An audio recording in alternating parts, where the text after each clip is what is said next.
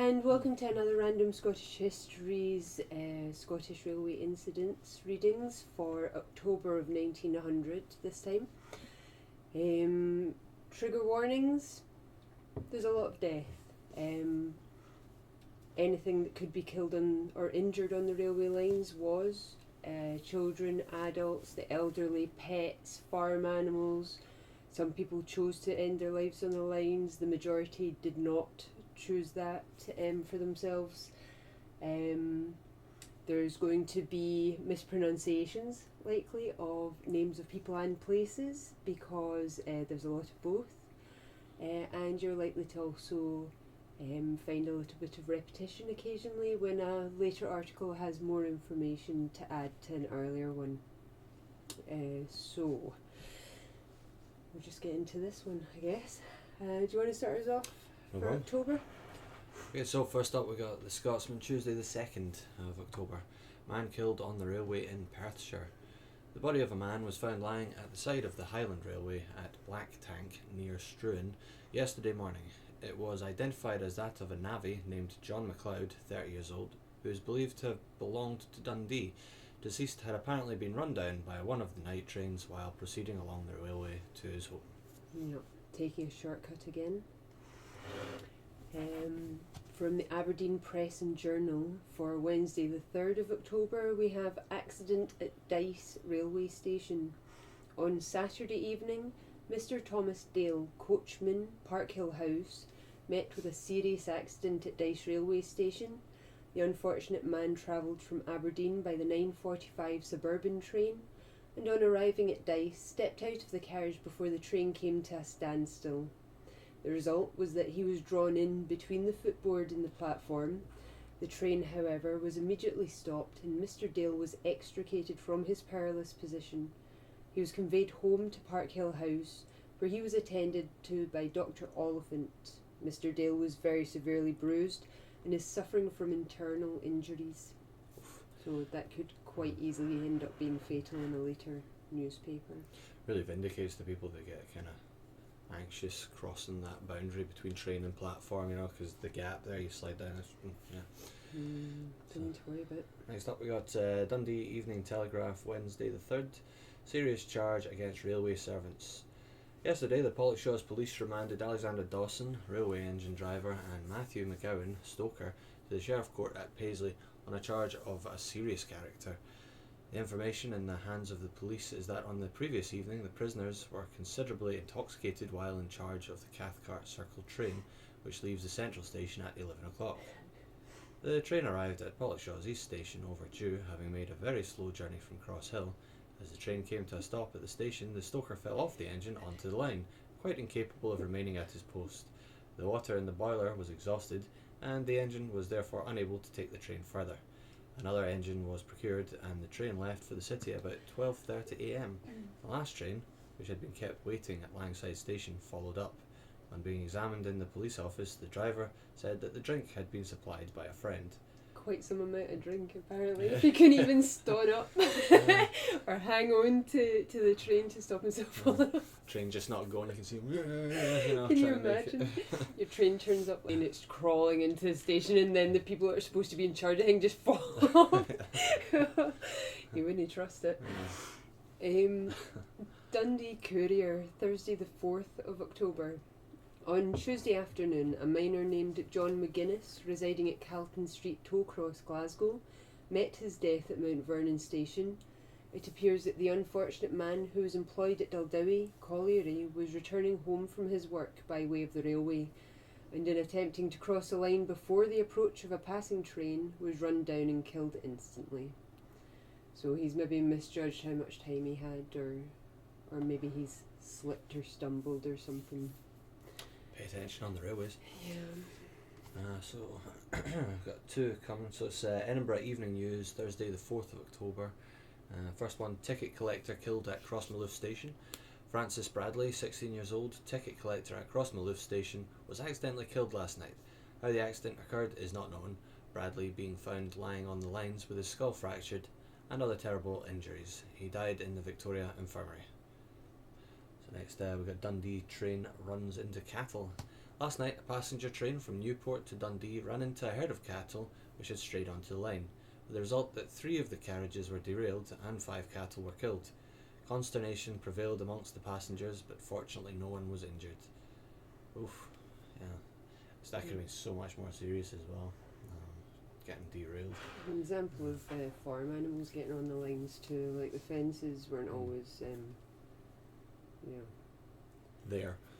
yeah, that they weren't always substantial enough. For the St Andrews Citizen for Saturday the 6th of October, another for cattle. While the 7:40 train from St Andrews was passing East Newport on Wednesday, the engine rushed into a number of cattle belonging to Mr Reid Peashills, killing 5 of them and derailing several of the carriages. None of the passengers was injured. The cattle were being driven near to the railway, and when they strayed onto the line, the attendant tried to drive them off, but was too late with those killed. Really, the attendant should have been keeping them further away from the line, I would think. Like, I think that was literally his job, his one job was keeping them off the railway line. So next up, we've got the Scotsman, Monday the 8th of October, accident on the Highland Railway. A rather alarming accident occurred on the Keith to Portessie branch of the Highland line on Saturday night, when the last train from Keith for the day left Daybridge Station. The goods brake van, which was the last vehicle on the train, had become detached. The brakesman in the van, finding that the vehicle was following alone, made an attempt to put on the brake, but it failed. He then jumped off, and the van, as it gathered speed, raced down the line and dashed into the train, which had stopped at Ruthven Station. Fortunately, there was a couple of trucks of stones and a store van in the rear of the carriages, and the runaway vehicle collided with the van, completely smashing it. There were about a score of passengers on the train, but beyond a severe shaking, they escaped without injury. Yeah, it's a wee mishap, but that wasn't so bad. The Dundee Evening Telegraph for Monday the 8th of October has railway fatality in Glasgow. Shortly after 3 o'clock on Saturday afternoon, the engine driver of the 3:21 train from Maryhill to Airdrie informed the station master at Glasgow Cross that his engine had gone over something about 100 yards west of the station. A search was made, and the body of a man, cut in two and otherwise severely mangled, was found lying on the north line of the rails. The body was removed to the mortuary at the Central Police Office, and in the evening it was identified as that of Patrick Larkey, a miner who lived with Michael Doyle at Tennyside, Uddingston. He left Uddingston in the afternoon by train for Glasgow, and apparently never made it there. So Dundee Evening Post, Thursday the 11th of October, head cut in two. A shocking discovery was made on the Caledonian railway line near Nine Wells this morning, the dead body of a man being found on the railway. The discovery was made by the driver of an outgoing train, who at once apprised the signalman at Nine Wells, who in turn acquainted the authorities at Dundee.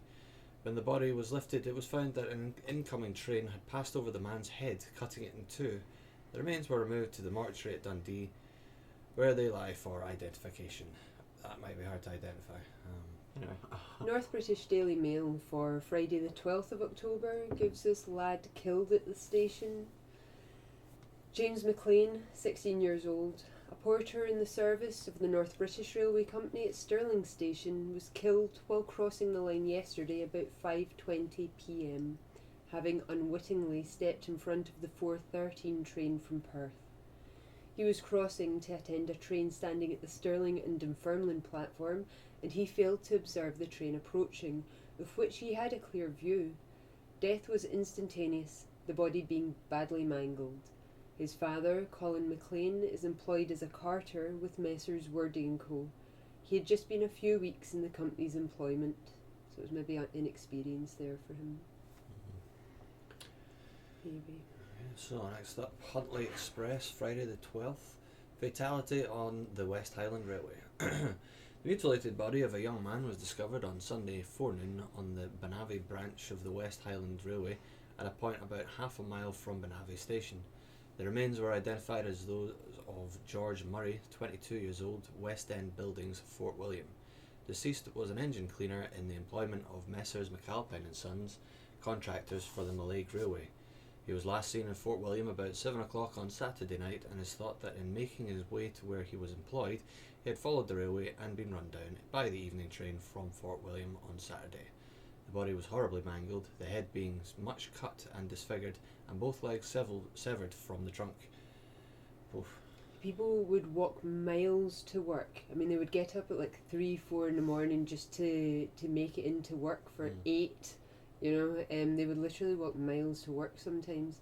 And these railways did just give them like a neat little shortcut, or, you know, to kind of cut the distance that they would have to travel. Who wouldn't want to do that? You know, you're out your bed first thing in the morning.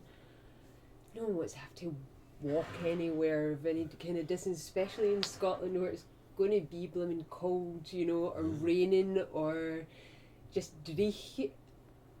You can understand why people would go for these shortcuts, but they needed to take a little more care over it, really. Do you think they would put like paths next to the railway lines, given how common a practice it was walking on railway lines? It's like, do you know what? We'll save a bunch of people from dying if we just put a wee path there. The problem was that you would have no farms and properties would like butt right up against railway lines. So that was private property, the properties that would adjoin the railway lines and go along them.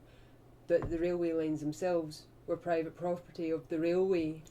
So were the railway going to fork out and spend the money on public thoroughfare that ran next to the railway? Did the people whose lands adjoined the railway, did they want paths cutting through their... It was considered trespassing to walk along the lines, you know. So it seems like mostly their employees were the ones doing this, you know, like would have benefited. Well, they would have had to rehire people for a start and go short-staffed because somebody just got their head cut in two or something. So many of them were colliery staff and things, like people that were just having to walk miles to work that had nothing to do with the railways themselves, you know. But so much of the ground was already owned by companies that it would have been on them, or like permissions would have had to have been obtained in order to create these kind of paths for people. I think messing with money and territory, just money, fine, hassle, having to deal with numerous like owners to. I think it was more hassle than it was worth, to be honest, for them. I mean, what's a few deaths compared to a bit of paperwork, you know? I mean, just. I think that's how they thought at the time. To be honest, life was cheap, eh? The Perthshire Advertiser for Wednesday the 17th of October gives us the North British District Superintendent injured. This forenoon, Mr Arnott, District Superintendent for the North British Railway Company, who is stationed at Burntisland while in Perth in connection with the special sheep sales, met with an accident. It appears that while stepping off the platform by means of the steps at the permanent way, placed there for the accommodation of the servants, his foot slipped and he fell heavily, his head striking the rail and causing a gash over the eye. The concussion rendered him unconscious for a time. He was removed to the infirmary where his injuries were attended to by Dr. Trotter, the house surgeon. Mr Arnott was afterwards able to leave for home by the 1:10 train. Could have gone a lot worse, but hey, yeah, fair play. Fell and bumped his head. That's a good thing. So next up, we've got Leaving Advertiser and Weems Gazette, Thursday the 18th of October. Further railway prosecutions. A Justice of Peace court was held in Kirkcaldy on Friday when 5 men drawn from Methil, Buckhaven and East Weems were charged with trespassing on Methil branch line for a distance varying from 100 to 300 yards on Sunday the 19th of August. The prosecutor stated that of late a great number of accidents had taken place, not only in Fife but in other districts, through persons trespassing on the railways as charged, and he hoped a warning would be taken now as the penalty was £2 or 14 days imprisonment. They pleaded guilty and were fined 5 shillings each, with from 11 shillings to 17 shillings of expenses, the alternative being 5 days imprisonment. The company is urged to continue their present actions by the Board of Trade in the interests of public safety. Well, there you go. They might not be doing paths next to the railways, but at least they can punish people for not, you know. £2 is worth £251.39 now. So, yeah, you know, that's that could be rent for all we know. You know, that could that's be the month's food budget, something like that. Yeah, I don't think anyone would have been happy paying that at the time. Like, I suppose you'd offset it. I mean, how much would you make in 2 weeks, and then if it's like more than the fine, then It's likely not to be as much as £2 they were earning in 2 weeks. So probably better off to get in the jail time, and then maybe it was like free labour for the state. So I don't think it was that good for the family. Beneficial. Like that 2 weeks off work, that's a hard choice to make. That's a really hard verdict to decide between. Like, it's nice they were given the option. And there is variables, because if you're put in jail, then you're getting fed. So whatever food It's bill. true, but your wife and kids are. Wife and kids, but it's just a case of balancing it. Like, what is more financially doable? What you found was, you would have lands. Lands are like tenements, blocks of flats. Lands set up by companies for their staff. So singers stay out in Cameo at Clydebank. They had flats created for their staff, tenements for their housing, railways. You'd get blocks of houses called colliery rows or railway rows or whatever, and that tended to be mainly filled with people working for those places, collieries or railways. So I think if your husband ended up going away for any amount of time, you might even have had other wives that you might have been friends with, just because your husbands are in the same line of business, that they might all help each other out. In Victorian London, thieves, technically it was quite Pratchettesque. They had thieves guilds almost, where they would go out and they would do what they did, to earn their living, and if they were arrested and put in jail, their family was supported by the guild. Well, by the other thieves, who would hold raffles and auctions in their own time, usually like back rooms of pubs and things. They would hold auctions and raffles to try and raise money for a family of a thief that had been sentenced to jail. So maybe there was the same kind of thing here, where if you found that the breadwinner was put away, maybe you were compensated or helped somehow by those that lived around you and were of the same kind of class as you. The Dundee Evening Post for Friday the 19th of October gives us a sad railway accident at Dunblane. This afternoon at 12:30, Walter Ritchie, parcel deliverer at Dunblane Station, was killed on the railway just a little above Dunblane Station. He had been delivering parcels and was returning by the line to shorten the distance. He seemed also to have been reading and have his mind taken off the danger he was in. You love your themes, and the themes seem to be trespassing this month, Darwin. October is all about trespassing. Also, reading. All these kids in their reading, it'll ruin their brains, Like, did women not used to get put in asylums if they read? Oh no, if they were keen readers. Keen readers, yes. Yeah, if you're a keen reader, then that's going up against the natural order of things. That's always signified some kind of mental disorder going on there, You need to be taking care of the family. Washing the dishes and cooking the food. Ideas above her station and all that, Keep the household under control. Like, you can't be escaping into fantasy, Yeah. Leads you to be morally wrong. We've come so far, Careful you don't read this too much, though. Yeah. That's it. So next up, Barhead News, Friday the 19th of October, accident on the railway. An accident occurred on the Cathcart District Railway at Pollockshaw's East Station on Saturday evening to a woman named Mrs. Burnett, residing at 196 Eglinton Street, Glasgow. While waiting on the platform, Mrs. Burnett turned ill and fell onto the line just as a train was approaching. The train passed over her right foot and the leg had to be amputated below the knee. Jeez. That's unlucky. If If you're you feeling take ill ill at a or railway, Fall the other way. if you're feeling a bit ill, any kind of ill, you don't know when you never know when you're gonna faint.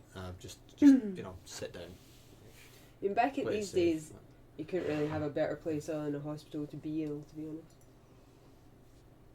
Not only were the station staff likely to be trained up in first aid, but they had the communications down, so that calling doctors or ambulance wagons and and getting help was relatively easy from a station.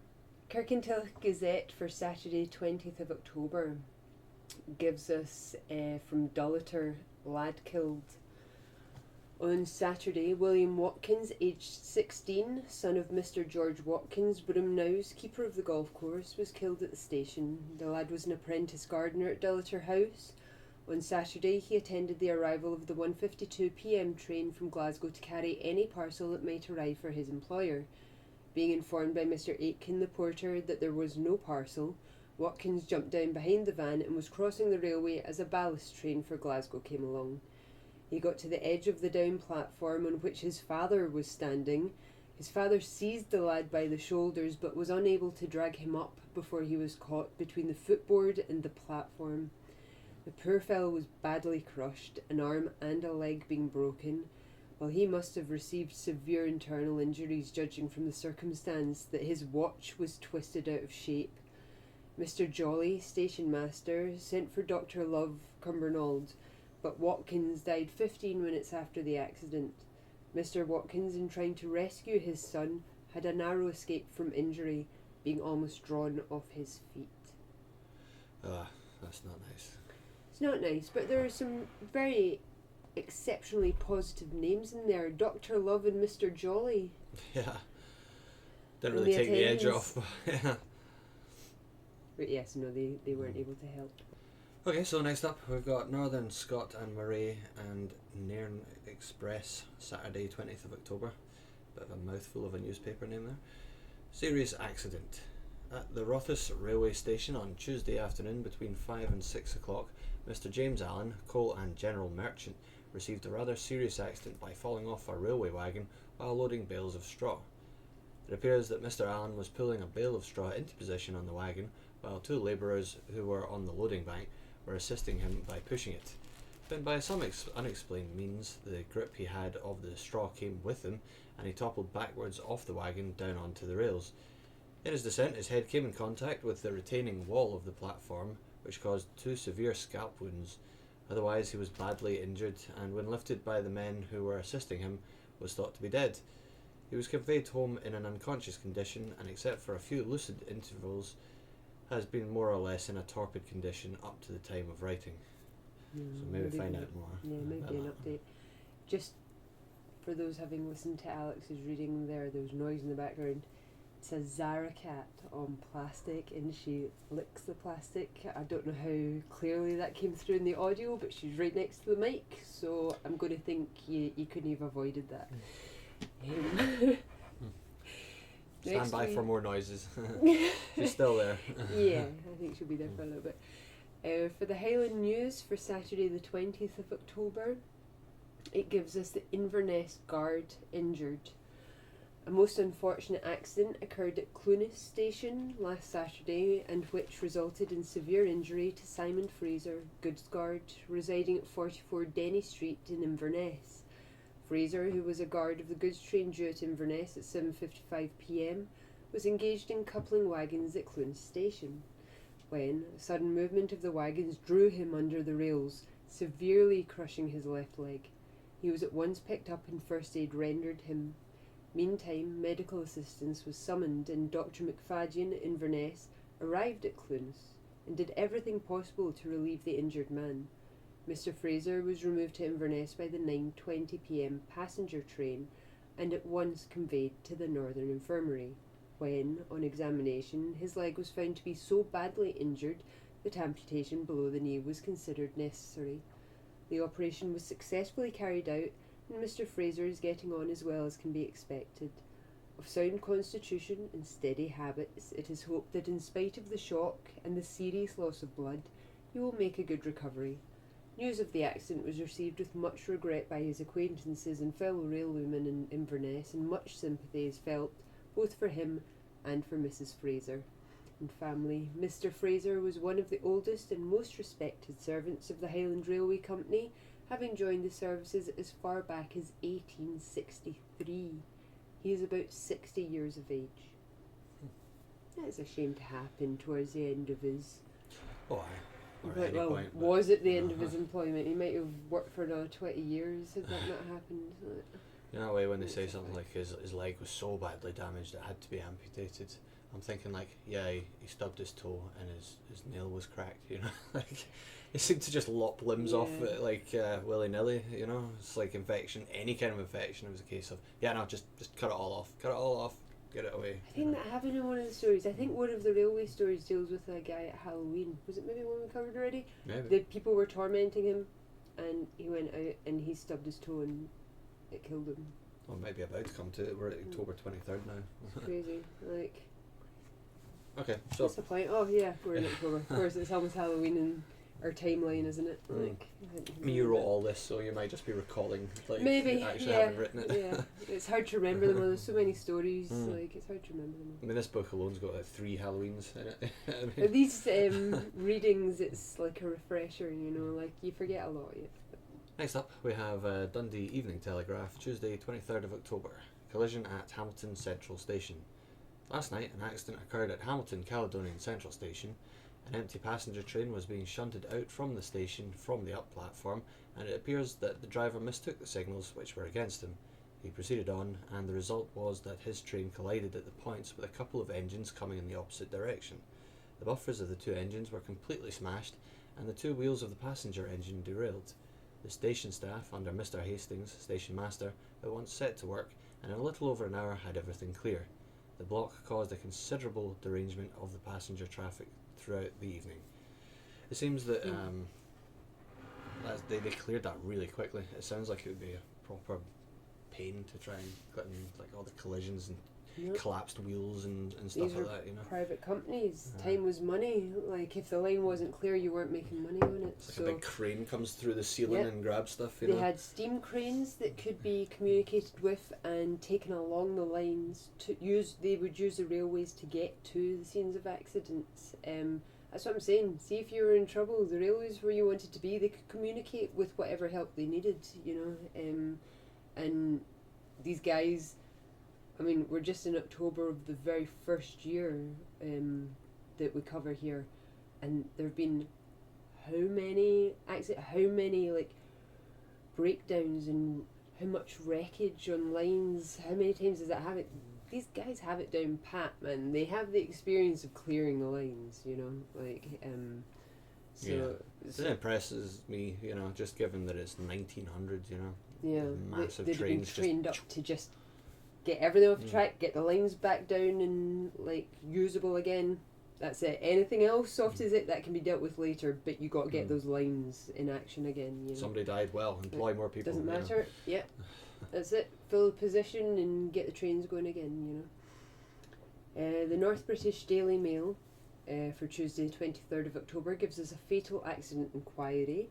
An inquiry into the circumstances attending the death of Robert Harkness, shunter, 38 Crawford Street, Glebe, was held by Sheriff Begg and a jury at the Sheriff Court yesterday. Deceased was shown to have met his death on the morning of the 22nd of September while employed at the railway crossing at the foot of Kerr Street shunting wagons. He was run over and died almost instantaneously. Because shunting. Shunting. So, Dundee Courier, Wednesday 24th of October 1900. A Fife farmer killed, sad accident at Burntisland. An accident of a very regrettable character occurred last night at the level crossing over the dock lines at Seaforth, Burntisland. Mr. Charles MacDonald of Craikenochy Terrace, retired farmer, was walking round the dock and had reached the railway crossing when a train of wagons, which was being shunted, came suddenly upon him and knocked him down. Several of the wagons passed over the prostrate man and injured him so terribly that he died on being removed into the oil mill adjoining. The deceased gentleman was greatly respected in the locality, and being of a genial disposition and well informed, he had many friends who mourned his sudden removal. Mr. MacDonald was a native of Stirlingshire, and before going to reside in Burntisland, was tenant of the farm of Colclay. In the neighbourhood of Lochgelly, he leaves a widow and one son for whom much sympathy is felt. Apologies for any mispronunciations there, because that was the first mouthful. being Craigenochy Terrace. Craigenochy. Craigenochy. Yes. For the Stonehaven Journal for Thursday 25th of October, Fatality on the railway. About 7 o'clock on Tuesday morning, a railway labourer named Peter Black found the body of a man lying on the line about a mile north of Stonehaven. Mr. Mitchell, station agent, and others had the body removed to Stonehaven station. Inquiries were instituted by Inspector Farquharson, which led to the deceased being identified as Alexander Bruce, farmer, Kernoon, south of Stonehaven. Deceased left home at 6 o'clock in the evening previous, stating that he was going for a short walk. The head was considerably smashed by a north-going train. Deceased was 37 years of age and was of a desponding disposition. He was unmarried and much sympathy is felt for his parents. When they mention that someone is of desponding disposition, what they're alluding to is the high likelihood that this person has gone out with the intent of ending their life on the lines. You know, they're suggesting that he was depressed. The fact that they're stating he's unmarried as well, that he's a 37-year-old unmarried man living with his parents who's despondent, they're creating a picture of someone that possibly wasn't looking ahead to a long life, you know. Someone had sort of given up a bit, essentially. Yeah. Desponding disposition. Mm-hmm. So next up we got the Scotsman, Friday 26th of October, accident at Queen Street Station. James Smith, 30 years of age, a painter residing at 149 Graham Street in Glasgow, while engaged yesterday along with other workmen painting the roof of Queen Street railway station, fell from a scaffold which hung at a height of over 50 feet above the platform. In all likelihood, he would have been killed on the spot had his fall not been broken by his alighting upon a man who, unfortunately for himself, happened to be standing immediately underneath. Smith sustained a fractured arm, a severe scalp wound and internal injuries, while the other man, a foreign hawker named Charles Bunyan, was injured about the back in addition to suffering a severe shock. Both men were taken to the Royal Infirmary. I'm surprised they never killed that guy landing on him from 50 feet up in the air. When he said he fell from the roof of Queen Street Station, if you know Queen Street Station, that's some height. That's a big roof. Yes. Yeah. Maybe he was light. Maybe he was like, I mean, people didn't really have the money to be like overweight in those days, especially if you're just a kind of labourer, you know. I think velocity alone, you know, despite how much you would weigh, like, I stands a chance of breaking a person's neck if you land on them. Like, well, it certainly could have gone either way anyway. Yeah, they were lucky.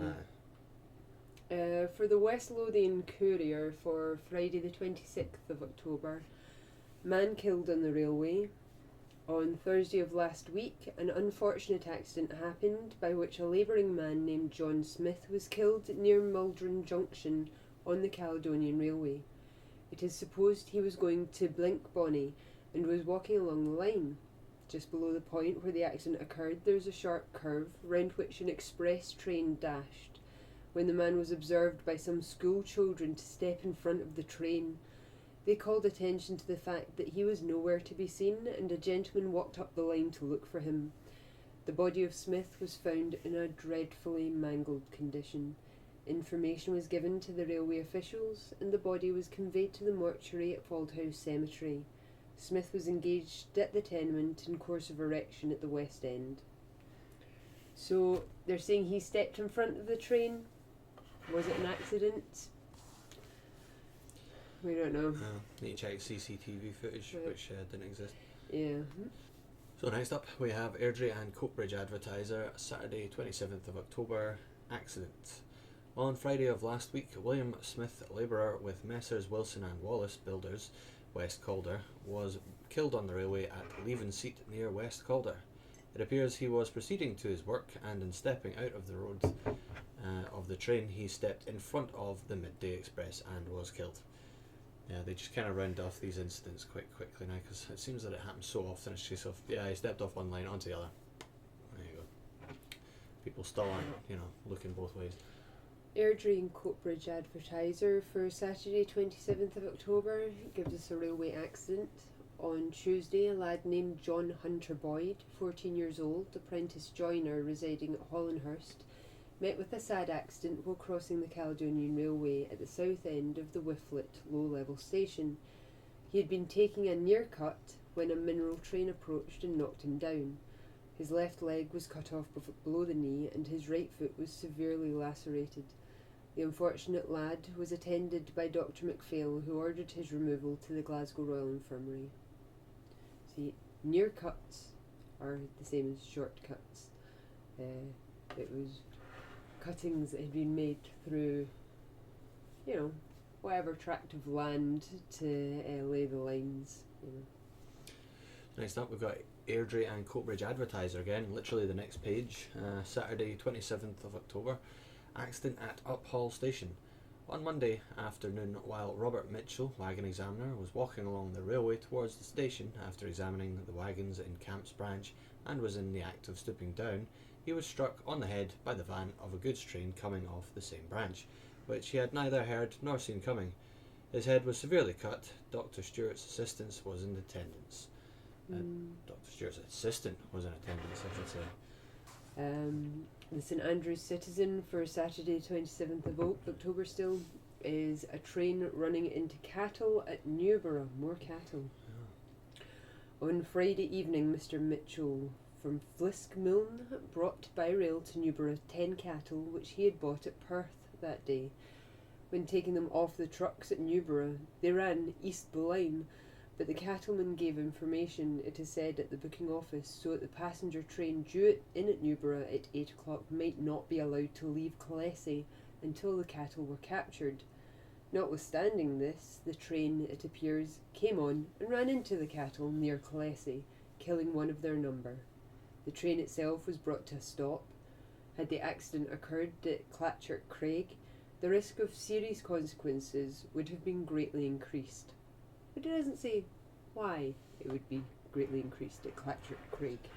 There we go. Next up, Banffshire Journal and General Advertiser, Tuesday 30th of October 1900. The 4:20 p.m. train from Macduff was delayed for 2 hours on Saturday, about a mile north of Turriff Station, owing to the connecting rod on the off side of the engine giving away. The accident occurred opposite the farm of Knockey Mill, while the train was going at full speed on a downhill grade, and the train ran for half a mile before being brought to a standstill. The loose end of the connecting rod did considerable damage to the engine, tearing off the cover of the driving wheel, breaking the tubing, so that the Westinghouse brake was rendered useless, and only the brakes of the two brake fans were available, which accounts for the distance covered after the accident occurred. Thomas Hardy, the fireman, got his forehead and a finger lacerated and torn by splinters from the engine. Jeez. Yeah, you don't want it. I mean, we see when that Westinghouse brake goes, you know you're in trouble. I actually watched a documentary on the Westinghouse brakes. That's a niche. I know, right? But it was as they applied to the London Underground, so they were implemented there pretty quickly, but they explained how these things worked. This wasn't just like pushing a button or squeezing and it stopped. There was this whole chain reaction of things that had to happen to make the Westinghouse brake. Is that why trains look so complex? All the wee sort of like I mean, they don't use that anymore. Like obviously, like. Oh, not anymore. I mean, those days, like. And I think even the Westinghouse brake. I think there was a big accident in the London subway, where the driver didn't slow down for one of the platforms. He's just crashed straight through, and not come to a stop. And he's died. Obviously, like the whole front of the train was all smashed and that. But apparently, they could tell, because it's such a complicated process for this Westinghouse brake, they could tell that he hadn't, like, at all tried to initiate it.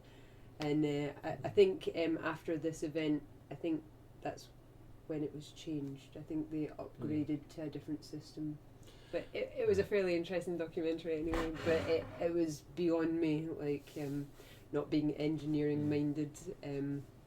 I know, I find it quite. I mean, I've drawn a lot of trains, so I've had to study like how the bits go together and stuff like that. But I mean, just looking at them, you think you'd have to be somewhere between like a mechanical engineer and a plumber to be able to fix those things. Like, and it just so many pipes and valves and handles and levers going on. Just, yeah. I mean, there's one thing being trained on how to do it, another thing actually understanding how it works, and me, I'm oblivious to all of it. We had that report for September of 1900 that talked about a new brake that was being considered, like the new patent, and we read it and then we're like, what? Because it just made no sense in reading, like, so if you watch September, you'll dictionary, you know, you'll like see the choosing random confusion. words. So finally here, we have from the Scotsman for Wednesday the 31st of October, Halloween, a railway accident at Clydebank on Monday evening while a porter named John Carroll was crossing the Lanarkshire and Dumbartonshire line at Clydebank. He was knocked down by a train and seriously injured about the head and lower limbs. He was removed to the Western Infirmary, where I hope he was rendered all the help he needed. Yeah, The I mean, it Western doesn't used to be a good hospital. doesn't say anything about ghosts or doesn't. like demons or anything, but That might be in the November's run. yeah, I mean, they for might come the back last to week us. of Yeah, October, I you might know, have a so- callback there saying it was Yeah. actually a floating skeleton head, like a skull with fire in its eyes Yeah. that scared him. Person was he wasn't trespassing. He was chased onto the line by a demon. You know. And of that course, kind our wee of- black cat in the corner there is suddenly making noises on the 31st of That's October. so Coincidence? That's us for October of 1900. Trespassing. Yeah, that was the theme this week, I think. See, trespassing in cattle, like, I guess. Not so much shunting. Only one, as far as I remember, actually. There Maybe was- it's there like was a people read the couple newspapers shunting of one month and versions. goes, "Oh, I better watch out for that." And so there's a new theme next month because they're avoiding the thing, but then they overlook 'cause it'll be another at the thing. forefront of their minds, maybe. Yeah. Like, Or maybe the newspapers just like to have their own themes established, you know, keep the stories interesting. If all they talked about was shunting, then people get bored of shunting eventually. not Maybe all buy the another railway newspaper. accidents made it to the papers. We know this because I've had at least 2 people have got a hold of me looking for relatives they know have died on the line. One even had the death certificate with all the details about where he had been hit on the line and the extent of the injuries and what have you, the doctors that were in attendance. Not a single article alluding to either of these people's relatives. And I mean, I did the search. I was searching through everything, real basic terms, like, so that I was just coming up with hundreds of examples and then just going through them all, just in the off chance, like, not even unnamed people that matched the circumstances. So there must have been families able to keep their loved ones out the papers. If they More got- well-to-do families, I assume, as well. Maybe. So while I can give you everything I can find that's reported, there were obviously, for genealogical purposes, those that weren't reported and would be a wee bit harder to find the details of. So anyway, so we're done. We've done October. And if you're this way inclined, then we'll likely see you next month. Next month? Well, next week for next month's November 1900 roundup. Alright? You going to say goodbye? No? Sit there with your tongue out. Yeah. Oh, here she is. You're so cute. She's so cute. Anyway, see you later. See you Enjoy later. it.